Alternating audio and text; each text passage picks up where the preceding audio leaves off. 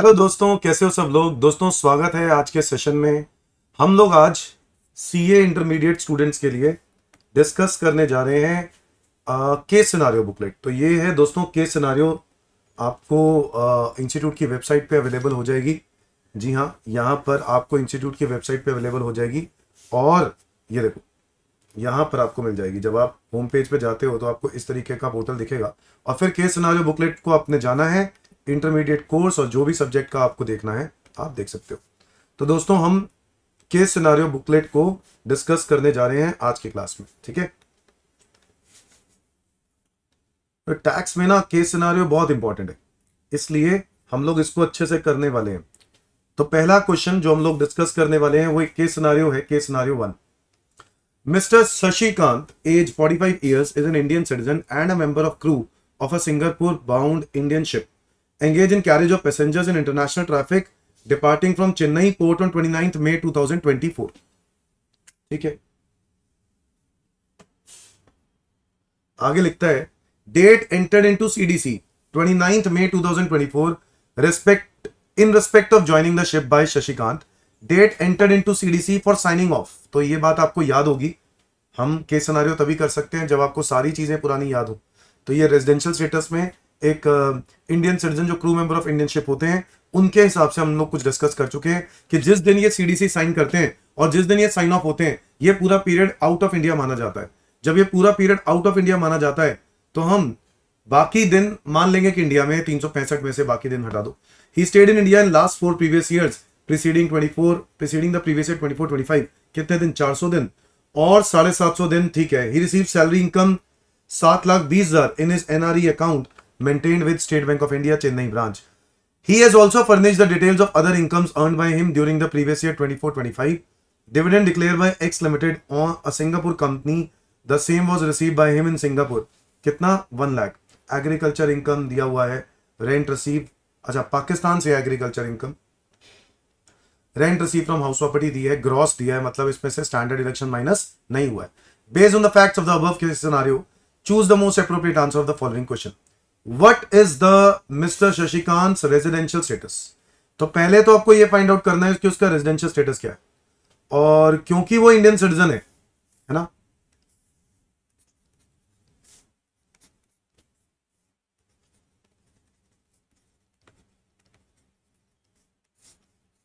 क्योंकि वो Indian citizen है तो, और वो crew member of Indian ship है, crew member of Indian ship है, और इतने डेट 29 मई से लेकर 19 दिसंबर वो इंडिया में है नहीं, तो हम क्या करेंगे? Stay in India find out करेंगे इन प्रीवियस ईयर 24-25। और वो कैसे फाइंड आउट करेंगे? 365 डेज माइनस जितने दिन 29 मई से लेकर 19 दिसंबर। तो आप स्टे आउट ऑफ इंडिया निकाल लो, और वो है 29 मई से लेकर 19 दिसंबर तक। 29 मई का मतलब हो गया, मई में होते हैं 31 दिन, तो 29, 30, 31 3 दिन मई के, जून के 30, जुलाई के 31, अगस्त के 31, सितंबर के 30, अक्टूबर के 31, नवंबर में 30 और दिसंबर में 19। इतने दिन आउट ऑफ इंडिया रहा। तो देख लेते हैं कितना हुआ। 3 + 30 + 31 + 31 + 30 + 31 + 30 + 19, 205 डेज। 205 दिन वो बाहर रहा, तो 205 दिन का निकाल दो और कितने डेज वो इंडिया में रहा आ जाएगा 160 डेज। अब आपको याद होगा कि जो इन crew member of Indian ship होते हैं ना, उनके लिए साफ तौर पे ये बोला जाता है कि इनको कम से कम 182 डेज का स्टे इंडिया में करना होता है, तभी वो इंडिया के रेजिडेंट माने जाते हैं, वरना नहीं।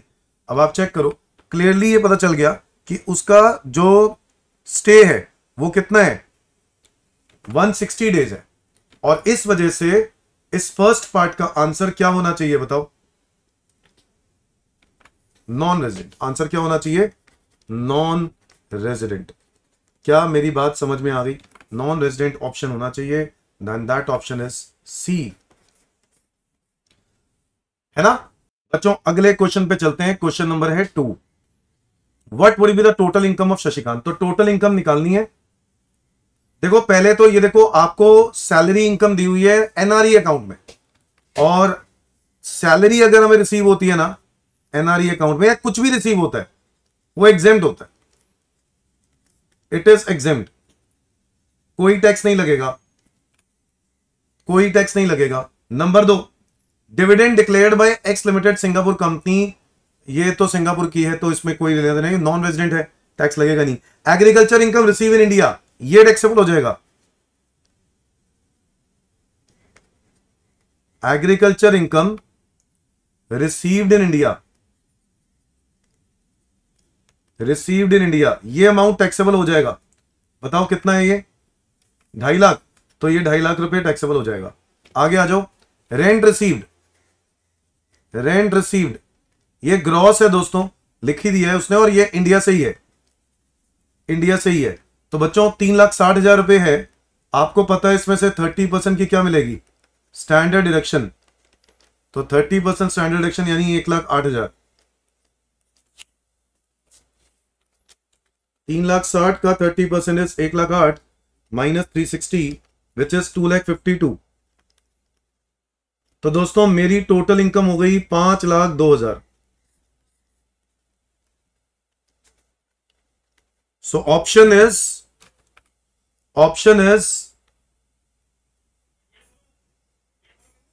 सी option is a correct answer. 5,02,000।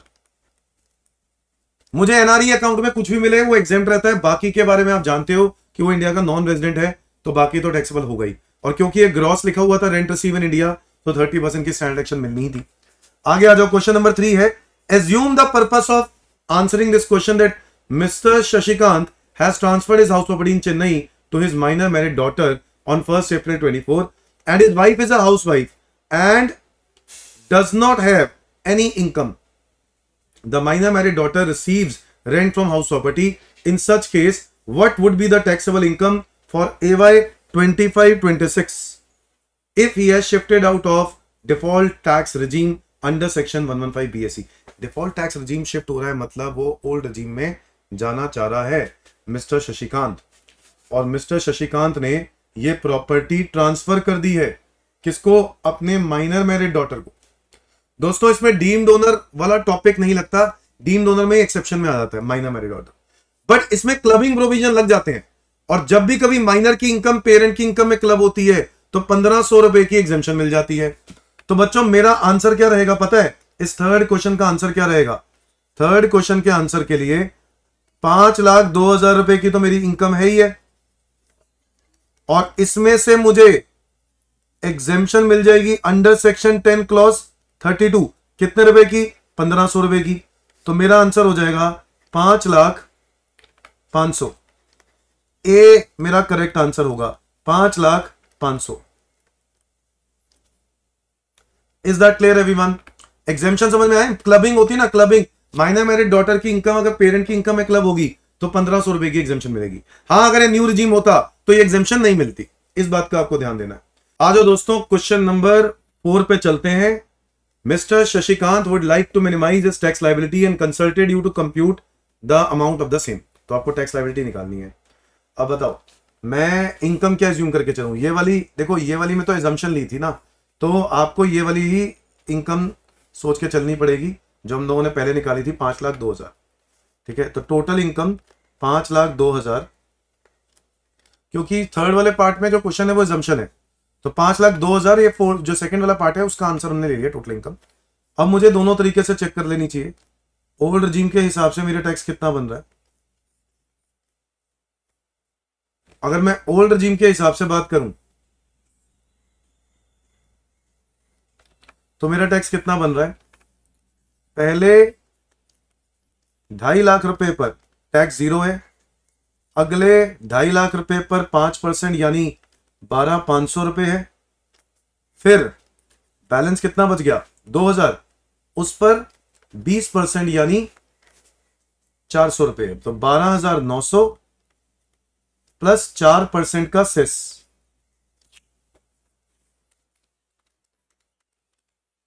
516 रुपए टोटल हो गया। 12,900 प्लस 516, 13,416, और इसको मैं राउंड ऑफ कर दूंगा। सेक्शन याद है 288B, 13,420 रुपए ये मेरा आएगा ओल्ड रिजीम में। बट अगर मैं यही न्यू रिजीम से कैलकुलेट करूं, यानी सेक्शन 115BAC, बोलो तो क्या करेंगे? तो ऐसे करेंगे कि न्यू रिजीम के हिसाब से पहले 3 लाख रुपए तक टैक्स नहीं है, फिर अगले 3 से लेके 7 लाख यानी अगले 4 लाख रुपए हो गए। अगले 4 लाख तक तो जाएगा ही नहीं ना, अगले तो जा रहा है सिर्फ 2,02,000, उस पर 5%। उस हिसाब से देखा जाए तो 2,02,000 रुपए पर 5% बनेंगे 10,100 प्लस 4% सेस 404, तो टोटल बनेगा 10,504, और इसको आप राउंड ऑफ कर दोगे तो ये बनेगा 10,500 रुपए सेक्शन 288B के अकॉर्डिंगली। समझ में आ गया? अब बताओ विच ऑप्शन इज बेटर, है ना? New regime is better, new regime is better. और टैक्स कितना देना चाहोगे? मिनिमम टैक्स क्या बनेगा? 10,500, तो मेरा आंसर इसका बनेगा सी, 10,500 रुपए। तो ये इस तरीके से केस सिनेरियो क्वेश्चन होते हैं दोस्तों, और मुश्किल नहीं लगता, सिर्फ एक बार ये ना ऐसे ही प्रैक्टिस करने की जरूरत है।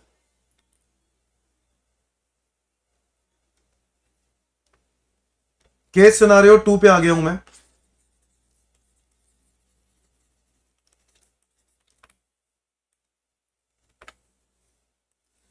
ये केस सिनेरियो 1 था।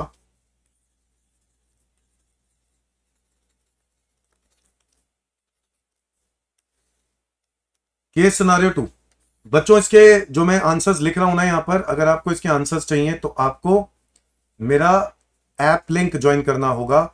ऐप का लिंक मैं इसी वीडियो के डिस्क्रिप्शन में और कमेंट सेक्शन में दोनों में मेंशन करूंगा। Case scenario 2, mister Suraj as 48 years furnishes the following particulars for the previous year। बच्चों ये टॉपिक आ गया सेक्शन 10AA का, स्पेशल इकोनॉमिक जोन। अब आपको SEZ के बारे में पता होना चाहिए। टोटल सेल्स दिए हैं, आपको याद है ना SEZ यूनिट में अगर एक्सपोर्ट सेल से रिलेटेड जितना प्रॉफिट है ना वो एग्जेम्प्ट हो जाता है। एक्सपोर्ट सेल्स दिए हैं 45 लाख, जिसमें से प्रोसीड रिसीव इन इंडिया 30 सितंबर, मतलब 6 महीने के अंदर पैसा आ जाएगा। ये भी एक कंडीशन होती है, और वो आ रहे हैं 45 लाख। डोमेस्टिक सेल 40 लाख है, प्रॉफिट दिया हुआ है 20 lakh. Okay, export sales of 2024-25 include freight and insurance of 5 lakh for delivery of goods outside India. 5 lakh रुपए की फ्रेट और इंश्योरेंस भी इसमें इंक्लूडेड है। बताओ यहां तक सबको क्लियर है?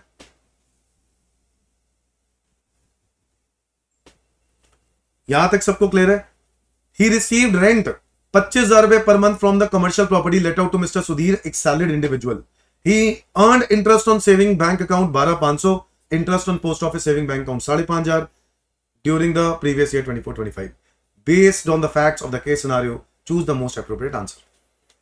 Compute the amount of export turnover and total turnover. बस सिंपल क्वेश्चन है पहला, तो ठीक है, पहला क्वेश्चन सिंपल है जिसमें पूछ रहा है आपसे बस एक्सपोर्ट और टोटल टर्नओवर बताओ। तो बच्चों पहले तो आपको ये याद रखना है कि जो फ्रेट और इंश्योरेंस का खर्चा होता है, फ्रेट और insurance is never included in the turnover, is never included in turnover. तो दोस्तों 85 लाख रुपीस के अंदर ये तो हमारी टोटल सेल्स है। इसमें जो एक्सपोर्ट सेल्स हैं उसमें लिख दिया है कि वो 5 लाख रुपए की एक्सपोर्ट सेल के अंदर क्या है? फ्रेट और इंश्योरेंस। तो हमें उस 5 लाख रुपए में से वो 5 लाख रुपए निकाल देने चाहिए, और अगर मैं वो निकाल दूं तो बच्चों मेरी जो सेल बन जाएगी वो कितनी बन जाएगी? सारे बच्चे बताओ। ये हो जाएगी 40 लाख और टोटल सेल हो जाएगी 80 लाख। तो answer is 40 lakh and 80 lakh. हाँ या ना? और ये आंसर बनेगा option number B. Second question पे आ जाओ। इसी क्वेश्चन का सेकंड क्वेश्चन है compute the amount of deduction, कितनी मिलेगी सेक्शन 10AA, और ये भी लिख दिया इफ ये शिफ्टेड, ऑब्वियसली क्योंकि शिफ्ट नहीं करेगा तो एग्जामिशन मिलती ही नहीं है, शिफ्ट कर रहा है, ये बात क्लियरली मेंशन कर दी है। अब बताओ कि आपको यहां पे कितनी डिडक्शन मिलेगी। बट उसके पहले आपको ये समझना पड़ेगा कि जो ये क्वेश्चन है उसके अंदर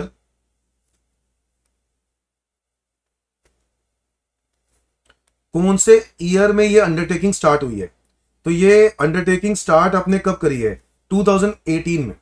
18, 19, 19, 20, 20, 21, 21, 22, 22, 23, 5 साल हो गए। 22-23 तक ही आप 5 साल का बेनिफिट ले सकते हो, वो जो 100% का। उसके अगले 5 साल में आ रहे हो आप, मतलब नेक्स्ट 5 इयर्स में आ रहे हो, और उसमें 50% आप बेनिफिट ले सकते हो। तो आपको याद है, तो इस केस में आपको इतना बेनिफिट ले पाओगे, बताओ। फॉर्मूला क्या है, profit multiply by export turnover divided by total turnover. क्या फॉर्मूला है, profit 20 lakh multiply by export turnover कितना, 40 lakh, divided by total turnover कितना, 80 लाख। तो ये कितना आया, 10 लाख, है ना। इसका 50% एग्जेम्पशन ले पाऊंगा, यानी आंसर इज 5 लाख। तो मेरा आंसर सेकंड क्वेश्चन का क्या होगा, कितनी मैं डिडक्शन क्लेम कर सकता हूं, 5 लाख रुपए, यानी डी होना चाहिए। इसका आंसर होना चाहिए डी, 5 लाख। कुछ समझ में आया कि नहीं, क्योंकि ये पहले नेक्स्ट 5 साल में आ रहा है, नेक्स्ट 5 साल में आ रहा है। पहले 5 साल 100, अगले 5 साल 50, और उसके अगले 5 साल भी 50 होता है। थर्ड क्वेश्चन में लिखा है, assume for the purpose of this question only that Mr. Suraj established SEZ unit and began manufacturing in April 20। अरे आप अप्रैल 20 में अगर काम स्टार्ट कर रहे हो तो वो डेट ही निकल गई जब आप इस सेक्शन का बेनिफिट ले सकते थे, और वो लास्ट ईयर था 1920। दोस्तों अगर आपने 20 के बाद किया है ऐसा काम तो आपको ये बेनिफिट नहीं मिलेगा। So answer is nil. Third question का आंसर इज निल, इसका आंसर निल होगा बेटा, थर्ड क्वेश्चन का डी होगा इसका आंसर। करेक्ट है, डी ही इसका आंसर होना चाहिए, क्योंकि 1920 लास्ट होता है ना। देखो कंडीशंस देखो लिखवाई हुई है सारी। Next, compute the total income of mister Suraj for the previous year 24-25। तो आपको टोटल इनकम निकालनी है 24-25 की, 24-25 की टोटल इनकम। तो इसमें क्या क्या आएगा, आओ जरा देखें। अच्छा लिख दिया if you are shifted out, तो इसका मतलब है ओल्ड रेजिम के हिसाब से करना है। तो देखो मैंने फोर्थ क्वेश्चन का आंसर निकालने से पहले प्रॉफिट निकाल लेते हैं फ्रॉम एसईजेड यूनिट, जो टैक्सेबल होगा, जो टैक्सेबल होगा पीजीबीपी में, और वो है 20 लाख रुपए में से एग्जेम्पशन कितने की थी, 5, तो 15 लाख रुपए टैक्सेबल होगा। बताओ यस और नो।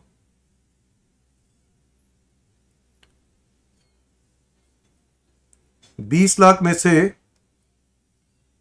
15 लाख टैक्सेबल होगा, क्योंकि सेक्शन 10AA का बेनिफिट ले लोगे आप 5 लाख रुपए का, वो हम लोगों ने पहले कर लिया।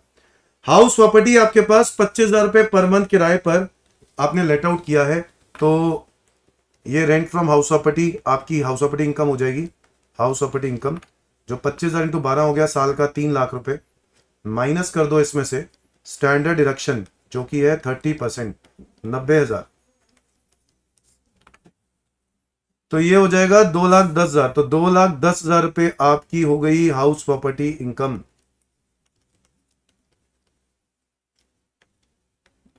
इसके अलावा ही रिसीव्ड इंटरेस्ट, कितना इंटरेस्ट मिला है, 12,500 इंटरेस्ट इनकम मिली है, 12,500। तो बच्चों ये 12,500 ये, और interest on post office saving, interest on post office saving ये कितना है, ये है 5,500। अदर सोर्सेज में टैक्सेबल होता है, बट आपको याद है इसमें आपको एग्जेम्पशन मिल जाती है, 5,500 पूरा नहीं होगा, 3,500 सिंगल अकाउंट पे एग्जेम्पशन होती है, तो 2,000 रुपये टैक्सेबल होगा, 2,000। और ये मिला के अगर मैं देखूं तो 15 लाख रुपए प्लस 210 प्लस 12,500 प्लस 2,000, ये बनेंगे 17,24,500। और इसमें से सेक्शन नंबर 80 टीटीए की आप डिडक्शन ले लोगे, जिसमें आपको 10,000 रुपए तक के इंटरेस्ट की डिडक्शन मिल जाती है, तो आपका आंसर आएगा 17,14,500। आप बताओ क्या कोई डाउट है क्या? 17,14,500 should be the correct answer, 17,14,500। और क्या ये ऑप्शन है? यस, सी। तो फोर्थ का आंसर होना चाहिए सी, 17,14,500। एनी डाउट दोस्तों? केस सिनारियो 3 पे आ गए हम, केस सिनारियो 3 पे आ गए।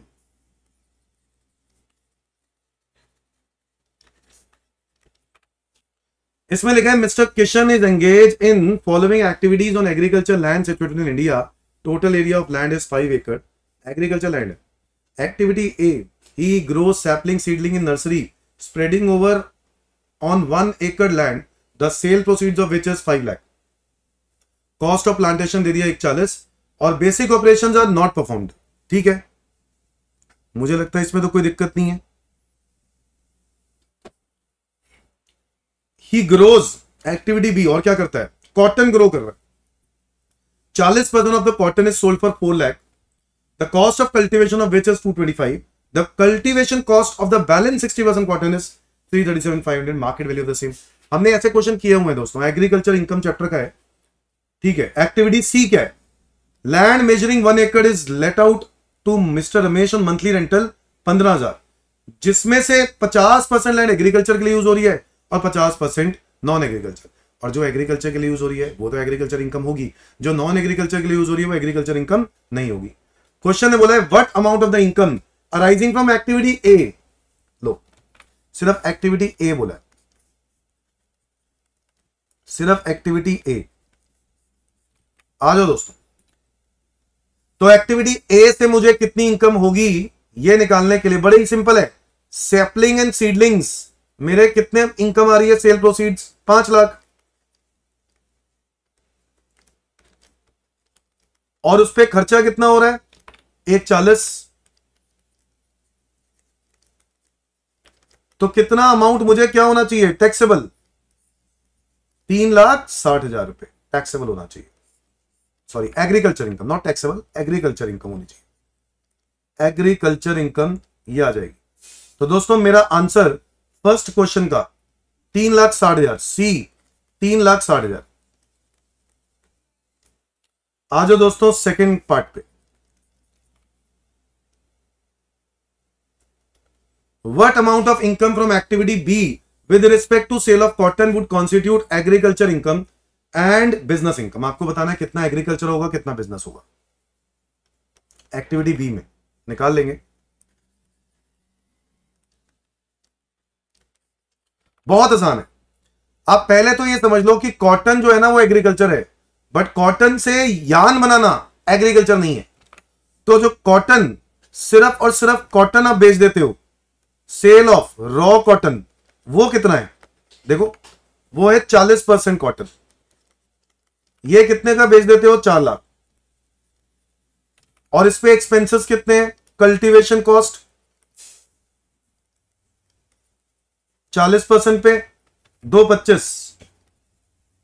तो दोस्तों मैं ये माइनस कर दूंगा और 1,75,000 टैक्सेबल कर दूंगा, मतलब एग्रीकल्चर इनकम मान लूंगा, टैक्सेबल नहीं, एग्रीकल्चर। तो एक तो ये होगी मेरी एग्रीकल्चर इनकम। Any doubt? इसके अलावा जो बाकी 60% के लिए है उस पे बात करते हैं। अब उस पे अगर हम बात करें तो उसमें सेल ऑफ नहीं, सेल तो हमने यान की है ना, चलो सेल ऑफ यान निकलते हैं। सेल ऑफ यान कितने का बेचा हमने? 8.5 लाख। अब यान बेचने के लिए हमने खर्चे क्या किए होंगे? एक जो फेयर मार्केट वैल्यू है कॉटन बनाने की, भाई कॉटन अगर मार्केट से खरीदते तो कितने का पड़ता? 6 लाख रुपए का लिखा ना, कितने रुपए का पड़ता? 6 लाख। तो ये 6 लाख रुपए तो कॉटन का फेयर मार्केट वैल्यू हो गया। इसके अलावा आपको मैन्युफैक्चरिंग कन्वर्जन कॉस्ट कॉटन से यार्न बनाने में कितने लग गए? 1,00,000। तो आपकी नॉन एग्रीकल्चर इनकम हो जाएगी कितनी? 1,00,000। ये जो आई है ना, ये क्या आई है? Non agriculture income. इसी बीच अगर मैं एग्रीकल्चर इनकम जानना चाहूं तो वो कैसे निकाल सकता हूं? Fair market value of cotton which is 6 lakh, और इस कॉटन को बनाने का कल्टीवेशन कॉस्ट इसमें से क्या कर देता हूं? माइनस। वो है 337,500। तो ये आ गया 2,62,500। ये आ गई मेरी एग्रीकल्चर इनकम। तो अगर मैं टोटल एग्रीकल्चर इनकम की बात करूं, टोटल एग्रीकल्चर इनकम की बात करूं तो वो कितनी होगी बोलो? 175,000 plus 262,500 which is equal to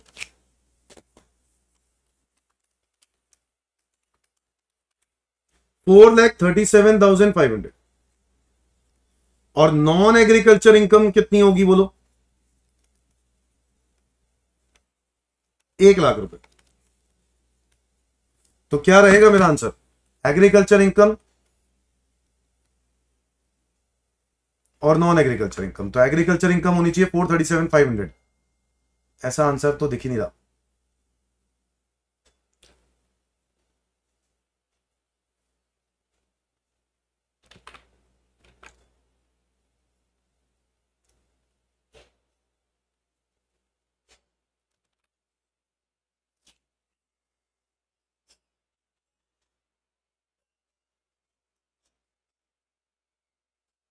हम्म 262,500 तो ये तो हमारा आ गया, उसमें 175, बट ये तो एग्रीकल्चर ही होगा ना 262,500। यस, ये बिजनेस तो नहीं होगा, तो सी तो आंसर गलत है। 175 एज एग्रीकल्चर ये करेक्ट है। अगर हम इन ऑप्शंस में से देखें तो ए ही करेक्ट लग रहा है मुझे, क्योंकि 175 और ये ऐड कर दूं तो ये तो 437,500 बन रहा है टोटल एग्रीकल्चर, और वो दिया नहीं है। तो इसका आंसर क्या होना चाहिए? 175 वही होगा। अच्छा, वैसे भी ना क्वेश्चन में सिर्फ सेल ऑफ कॉटन पूछा है, मैं पूरा सॉल्व करने बैठ गया। ओहो हो, सिर्फ सेल ऑफ कॉटन की बात हो रही है, उस पे तो आपने सिर्फ 175 ही कमाया। देखो ये यहाँ पे ना प्रेजेंस ऑफ माइंड चाहिए, मैंने भी नहीं ध्यान दिया। देखो हो जाता है गलतियां। सेल ऑफ कॉटन लिखा है सिर्फ, तो 1,75,000 ही आंसर आएगा। ठीक है, करेक्ट 1,75,000। हमने पूरा सॉल्व कर दिया, चलो अच्छी बात है, सॉल्व तो करना ही था तो काम ही आएगा कहीं ना कहीं। तो 2 का ए 1,75,000 ये करेक्ट है। आगे आ जाओ, क्वेश्चन नंबर 3 है what amount of the income from activity B with respect to sale of yarn. आ गया ना, देखो कर तो लिया ही हमने। अब बता दो, इसमें आंसर ये आना चाहिए। सेल ऑफ यार्न पर क्या आएगा? एग्रीकल्चर और नॉन एग्रीकल्चर कितना आएगा? एग्रीकल्चर आएगा 262,500 और नॉन एग्रीकल्चर आएगा 1,50,000। 1,50,000 कैसे बनेगा? अरे 1,50,000 ही तो बनेगा, मैंने ही गलत लिखा है।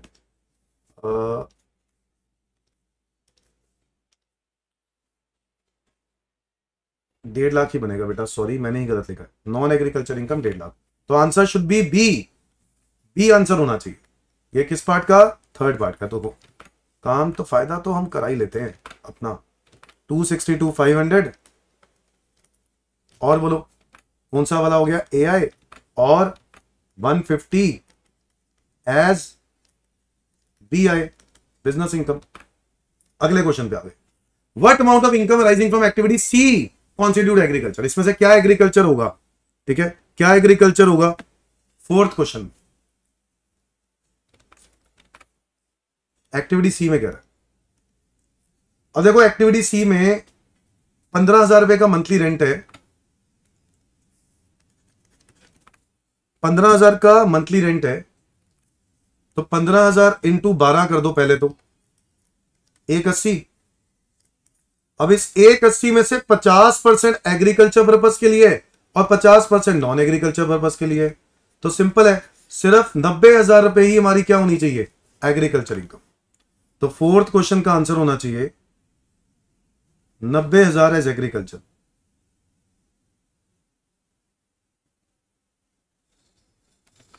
और बाकी जो है वो क्या काम कर रहा है,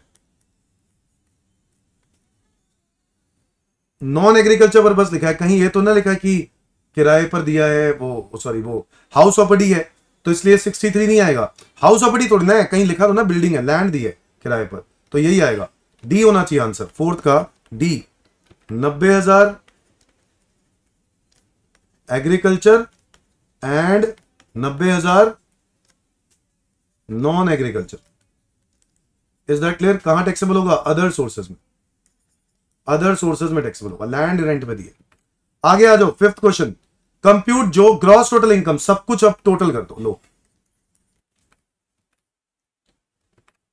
कंप्यूट ग्रॉस टोटल इनकम कैसे निकाले, जो हमने सॉल्व किया था ना एक्टिविटी ए, एक्टिविटी ए से हमने इनकम निकाली ली थी, बताओ कितनी आई थी,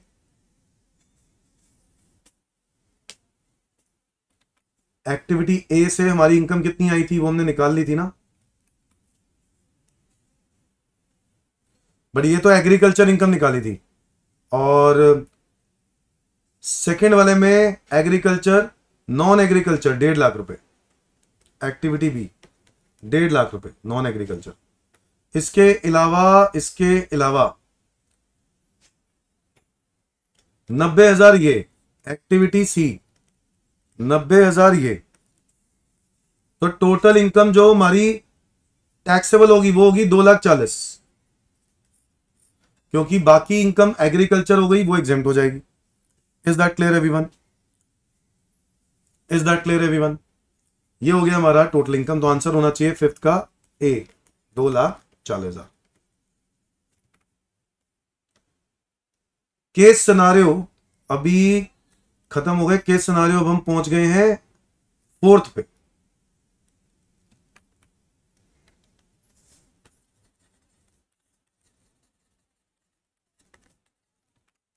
mister Rajesh Sharma, age 54, Indian citizen, working as assistant manager ABC Limited.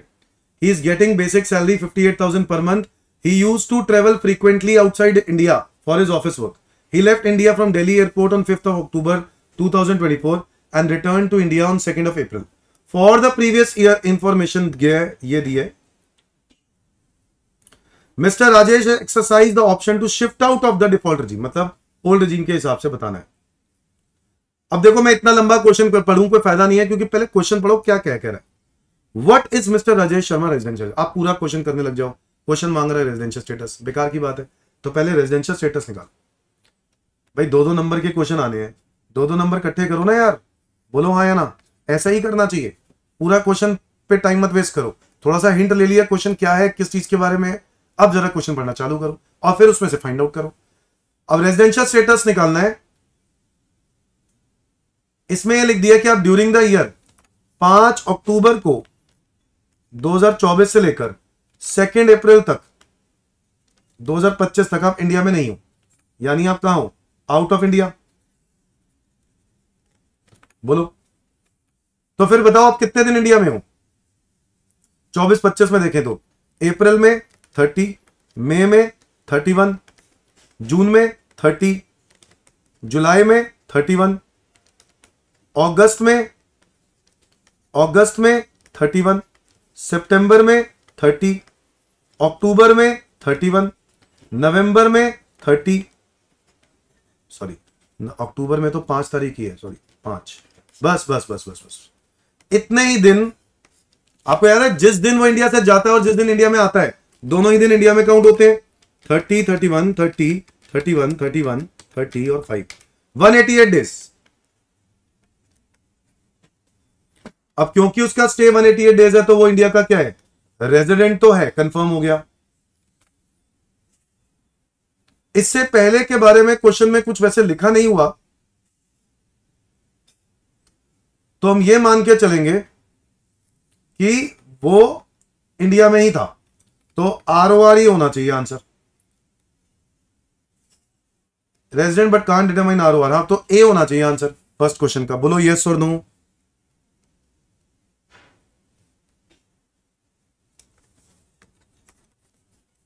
Yes और नो, रेजिडेंट बट हम आरओआर आइडेंटिफाई नहीं कर पाएंगे तो हम ए लिख देंगे।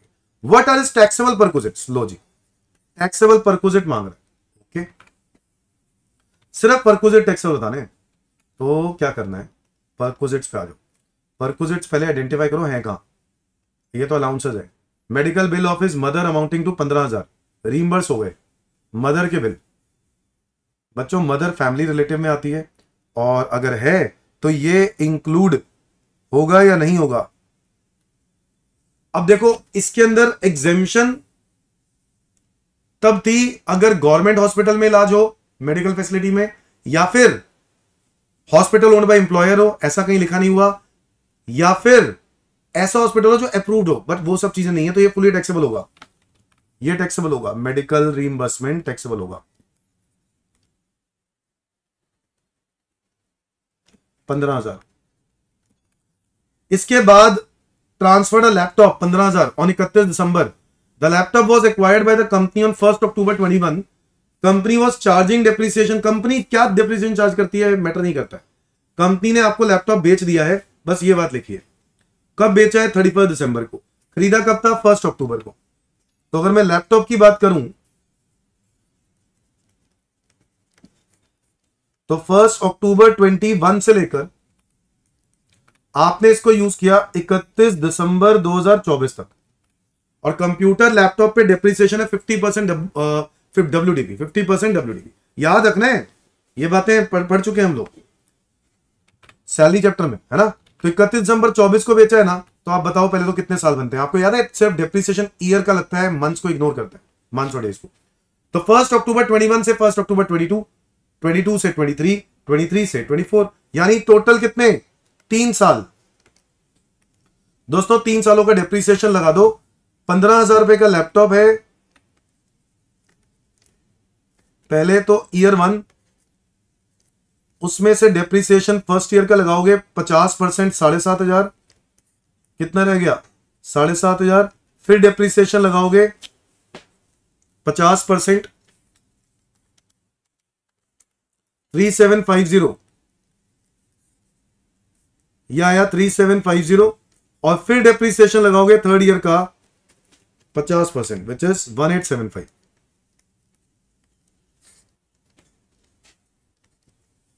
ये आ गई वैल्यू 1875। और ये लैपटॉप उन्होंने कितने का, अच्छा सॉरी 1 लाख का खरीदा था, ओहो गलती हो गई, सॉरी 1 लाख का खरीदा था भाई, 15,000 तो बेचने की वैल्यू है, 1 लाख का खरीदा था। तो ईयर 1 1 लाख माइनस 50,000, 50,000, फिर 25,000, फिर 25,000, फिर 12,500, 12,500, और वो लैपटॉप कितने का बेच दिया बताओ, 12,500 का तो बुक्स में है, और आपको बेचा कितने में, 15,000 में।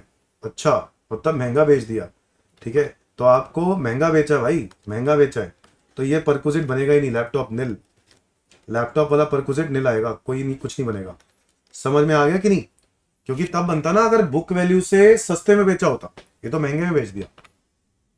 Next, he was reimbursed salary of house servant, हाँ ये हो जाएगा taxable. Domestic servant,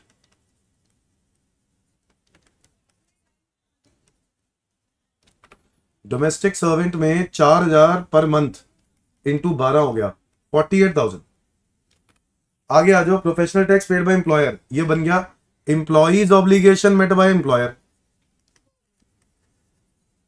employees obligation met by employer, कितना अमाउंट 2400, तो ये 2400 रुपए टैक्सेबल हो जाएगा।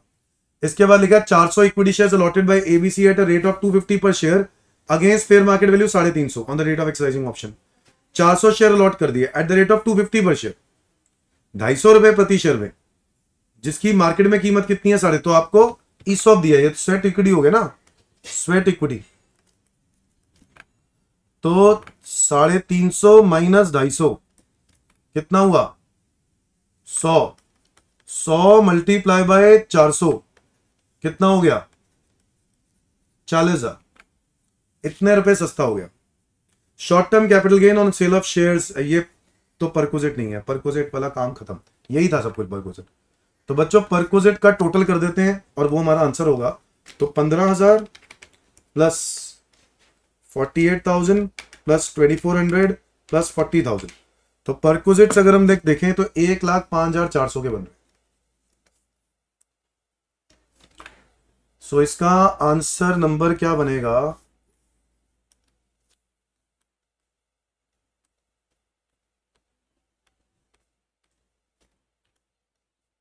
सी, 1,05,400।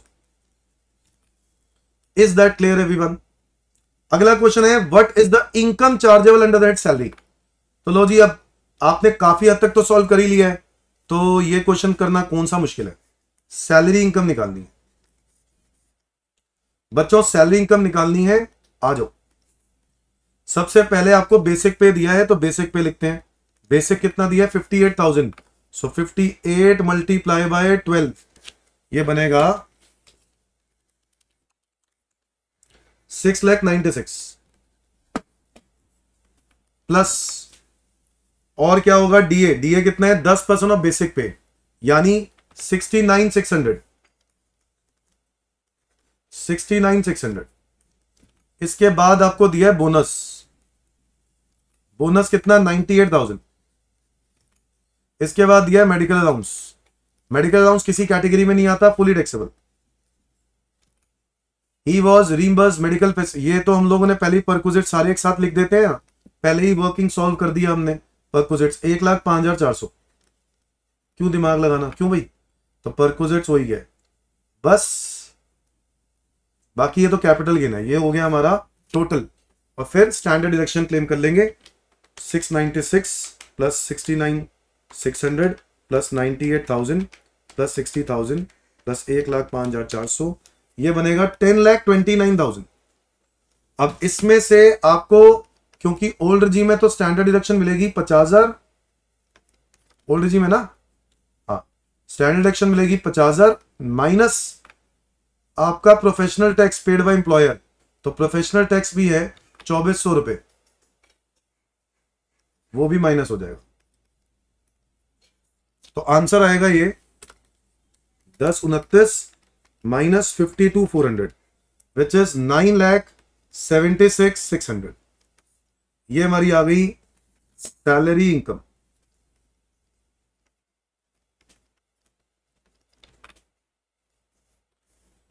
$976,600, क्या ये आंसर है ऑप्शन में? हाँ, थर्ड का ए आंसर हो जाएगा।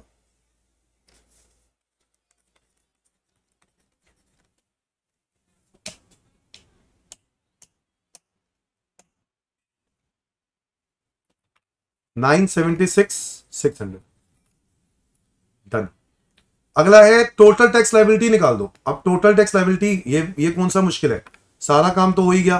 फोर्थ में टैक्स लायबिलिटी मांग रहा है, और हम लोगों ने पहले ही बोल दिया ओल्ड रजीम है। एज देख लिया करो जब ओल्ड रजीम हो ना, एज, क्योंकि बहुत फर्क पड़ेगा। हाँ ठीक है, वही 2.5 लाख वाला है ना। तो इसकी सैलरी इनकम तो हमें पता है 976,600, इसके अलावा भी इसकी क्वेश्चन में कुछ इनकम दी हुई थी।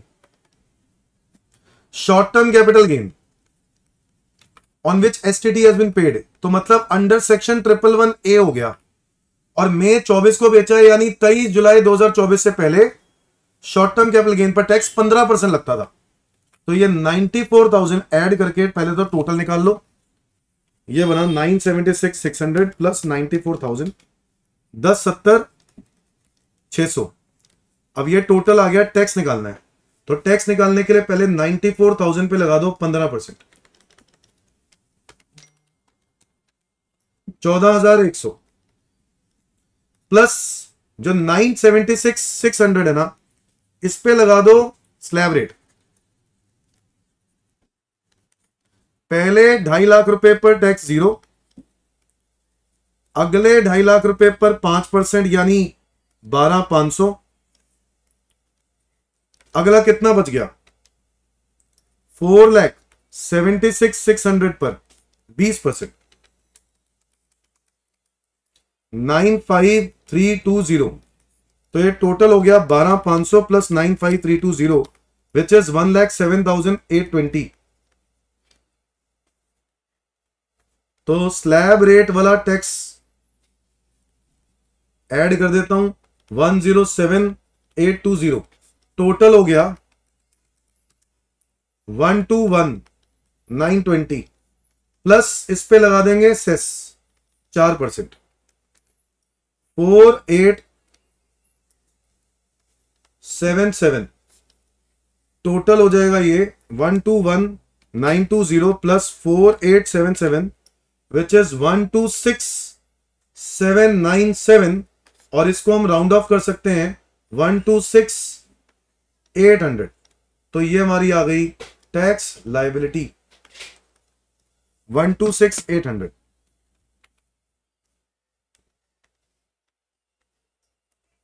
है कि नहीं है? फोर्थ का ए होगा इसका आंसर, फोर्थ का।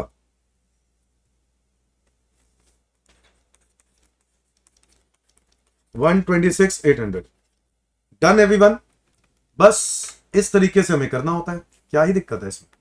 अच्छा एक क्वेश्चन और, अभी फिफ्थ क्वेश्चन भी है। What would be the tax liability अगर राजेश शर्मा न्यू रिजीम में रहता? लो जी, मुश्किल नहीं है ये भी। फिफ्थ, अगर न्यू रिजीम होता तो क्या आंसर हो जाता?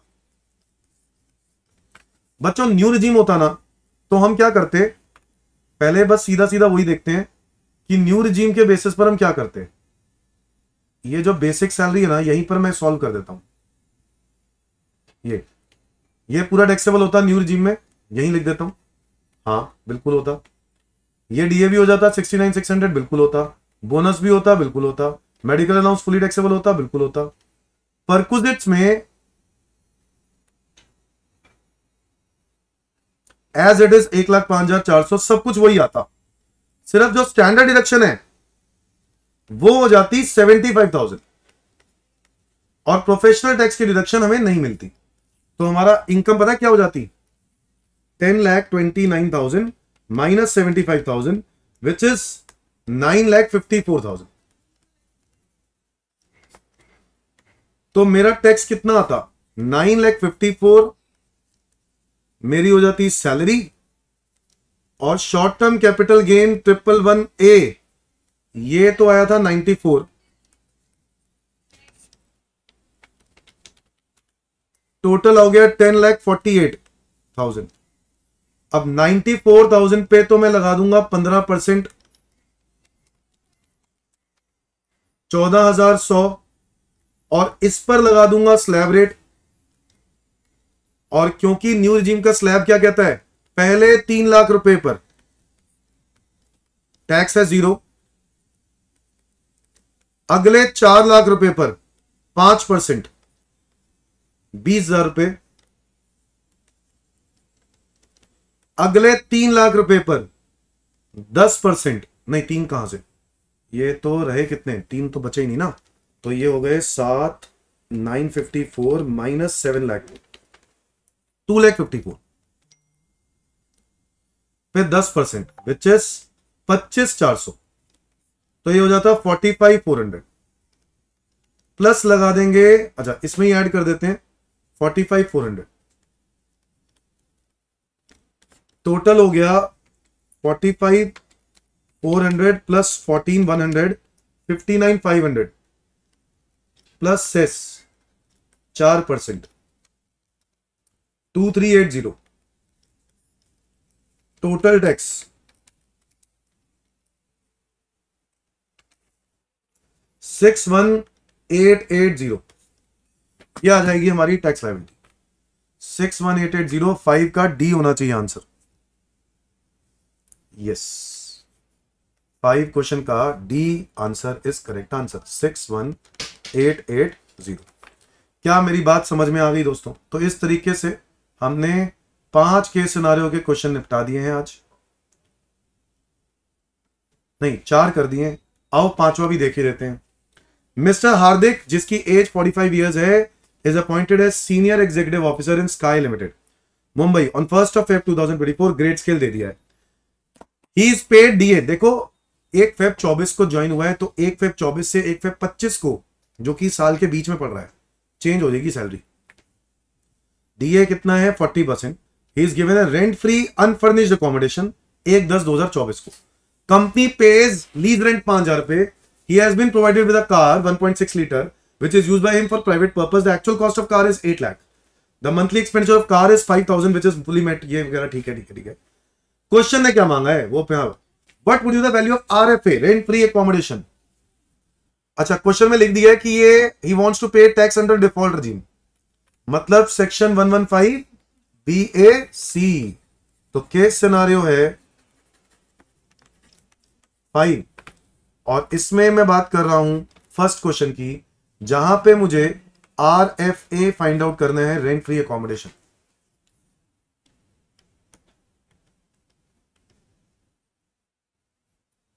और आरएफए फाइंड आउट करने के लिए यह बात तो बोली दी है कि एकोमोडेशन दिया कब है, 1/10/2024। अनफर्निश्ड दिया, okay. So value of RFA कैसे निकालेंगे, हायर्ड बाय एम्प्लॉयर है ओन्ड बाय एम्प्लॉयर है। पहले ये देखो, ये हायर्ड बाय एम्प्लॉयर है, हायर्ड बाय एम्प्लॉयर है तो फॉर्मूला क्या है, 10% per annum of, hired by ना, हायर्ड बाय है तो 10% per annum of 10% of salary और actual higher charges.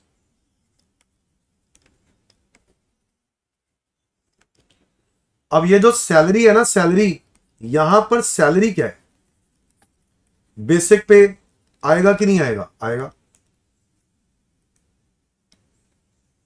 But basic पे निकालना पड़ेगा। 35,000 रुपए आपका कुछ टाइम तो चलता रहा, 10 महीने तक 35,000 चलती रही सैलरी, है ना, 35,000 इंटू 10, क्योंकि उसके बाद आपका 3500 की इंक्रीमेंट हो गई होगी 2 महीने इस साल में, 24-25 के 2 महीने, फेब और मार्च, तो 7,000 रुपए और ऐड करके ये बनेगी, नहीं 38,500 इंटू 2, तो बेसिक पे कितना बना, 38,500 इंटू 2, ये बना 77 प्लस 3.5 लाख, 4,27,000 बेसिक पे, प्लस डीए। हमने पढ़ा था बेसिक पे DA forming part, DA forming part है 40%, तो 427 का 40% कर दो, which is 170,800। Commission all types, commission है ही नहीं, बोनस करंट ईयर है क्या, नहीं है, अलाउंसेस आते हैं फुली टैक्सेबल, परक्विजिट दिए, अलाउंसेस दिए ही नहीं, अलाउंसेस है ही नहीं, खत्म, क्वेश्चन खत्म भाई, यहीं तक खत्म। मेरे पास ये सैलरी आ गई 4,27,000 प्लस 170,800, 5,97,800। अब इसका 10% कर दो तो कितना बनेगा, 59,780, या फिर एक्चुअल हायर चार्जेस। अच्छा ये तो सैलरी पूरे साल की है ना, हम 6 महीने का निकाल रहे हैं, तो इसको 6 महीने का करो कन्वर्ट, तो आएगा 29,890 है ना, तो यहां पर हम लोग लिखेंगे 6 मंथ्स के लिए 29,890 और एक्चुअल हायर चार्जेस 5,000 रुपए पर मंथ, तो 5,000 into 6 30, which ever is less, तो ये आएगा 29,890। सो मेरा आंसर होना चाहिए 29,890। यस, फर्स्ट क्वेश्चन का आंसर होना चाहिए बी 29,890। Done everyone. आ जाओ दोस्तों क्वेश्चन नंबर 2 पे चलते हैं, केस सिनेरियो 5 के क्वेश्चन नंबर 2।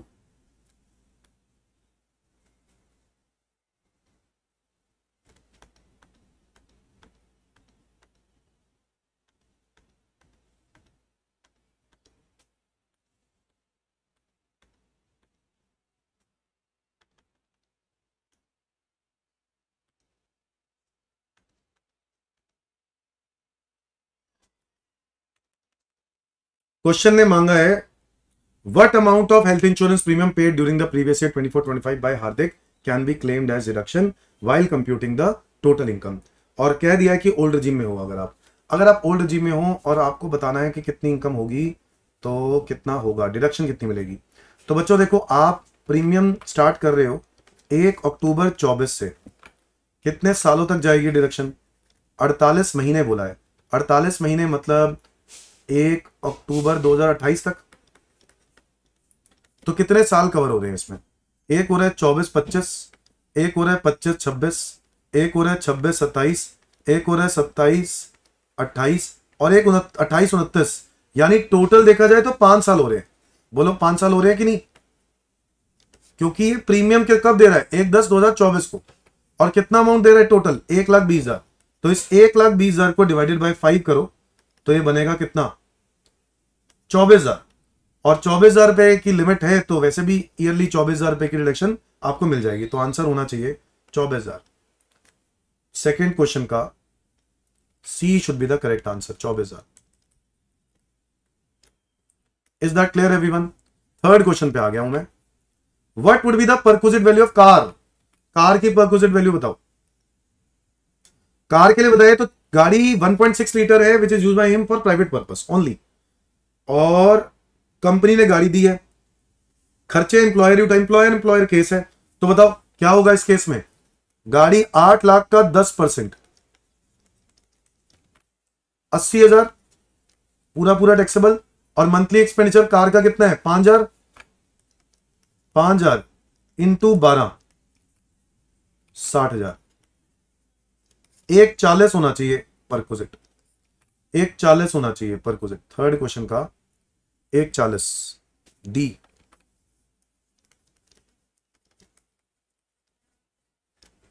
आज फोर्थ क्वेश्चन पे चले। What would you advise to Mr. Hardik to exercise the option to shift out of the default regime under section 115 BSE? Yes, आप क्या उसको एडवाइस दोगे कि आप शिफ्ट आउट हो जाओ? Mister Hardik should exercise the option of shifting out. आपको फिर इसका मतलब है टैक्स लायबिलिटी चेक करनी पड़ेगी। तो अब इस क्वेश्चन में टैक्स लायबिलिटी का आपको चेक करना पड़ेगा कितना बन रहा है। Old regime, new regime. अब इसमें से काफी हद तक हम लोग क्वेश्चन सॉल्व कर चुके हैं, जैसे कि बेसिक पे हम लोग निकाल चुके हैं। बेसिक पे कितनी थी? 427 प्लस डीए कितना था वो भी निकाल दिया, कितना था? 170,800 प्लस उसके बाद आरएफए भी हमने फाइंड आउट कर लिया। आरएफए जो था वो कितना आया था? 29,890 प्लस कार की अगर हम बात करें तो कार के लिए कितना टैक्सेबल हो रहा है? 140।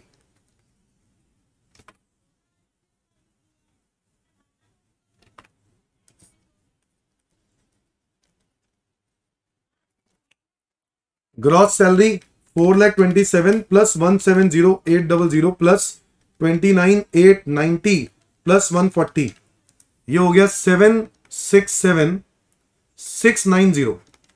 इसमें से मिलेगी स्टैंडर्ड डिडक्शन। ओल्ड रिजीम में कितनी मिलती है? 50,000।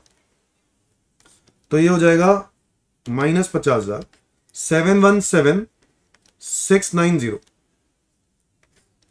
और फिर ये तो सैलरी इनकम हो गई, अदर कोई इनकम है नहीं, तो यही ग्रॉस टोटल इनकम हो जाएगी। और इस पे 80C से 80U से रिलेटेड कुछ 80D की डिडक्शन मुझे दिख रही है 24,000 रुपए।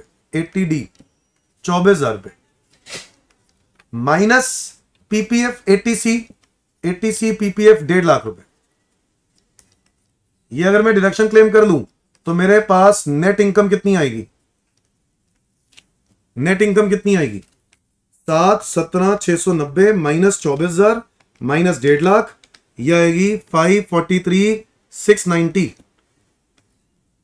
अब मैं अगर ओल्ड रिजीम के हिसाब से टैक्स निकाल दूं तो पहले एज देख लेते हैं। पहले तो हाँ नहीं, एज तो ठीक थी। 2.5 लाख रुपए पर 0, अगले 2.5 लाख रुपए पर 5% यानी 12,500, और अगले 43690 पर 20%, 43690 पे 20%, 8738। टोटल हो गया ये 21,238 रुपए, प्लस सेस ऐड कर देंगे 4%, ये बनेगा 849। तो टोटल हो जाएगा ये 21238 plus 849, which is 22090 round of करके टैक्स लायबिलिटी। अच्छा, दूसरी तरफ मैं यहां पर न्यू रिजीम से भी चेक कर लूंगा, तो मेरा न्यू रिजीम से आंसर ग्रॉस सैलरी में तो सेम ही आएगा 767690, बट मेरी स्टैंडर्ड डिडक्शन न्यू रिजीम में 75 मिलती है, और यहां पर 767690 माइनस 75, ये हो जाएगा 692690। इसके बाद मैं 80D में 80C कोई डिडक्शन नहीं ले पाऊंगा, इसी पे टैक्स निकाल दूंगा। पहले 3 लाख रुपए पर टैक्स इज 0, अगले 3,92,690 पर 5%, ये बनेगा 19,634 plus cess 4%, 785, 19,634 plus 785 which is 20420। बस आ गया मेरा आंसर। अब मुझे बताना है इसमें से बेस्ट ऑप्शन क्या है, तो भाई best option is new regime is better, still better. बोलो आया ना, क्योंकि अभी भी टैक्स जो है 20,420 आ रहा है, तो न्यू रिजीम में बेटर है। तो आंसर इसमें से हमें कोई एक सिलेक्ट करना है।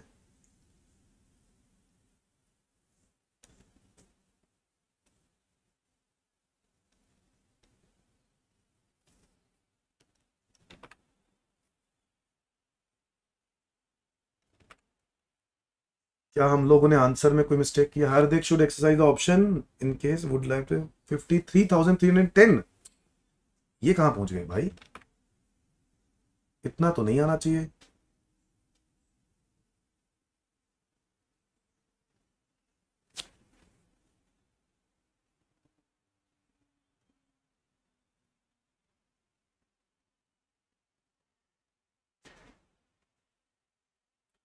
अच्छा हाँ, यहां रिबेट भी मिल जाएगा ना, सॉरी, यहां तो रिबेट भी मिल जाएगा 87A का, है ना। 7 लाख रुपए तक तो रिबेट ही मिल जाता है, तो टैक्स बेसिकली पूरा नील हो जाएगा। 25,000 रुपए का रिबेट मिलता है ना, तो ये नील ही हो जाएगा टैक्स। तो ये तो हर हाल में बेटर है ही है, हर हाल में न्यू रिजीम बेटर ही है, क्योंकि रिबेट भी मिल गया, यहां नहीं मिलेगा रिबेट।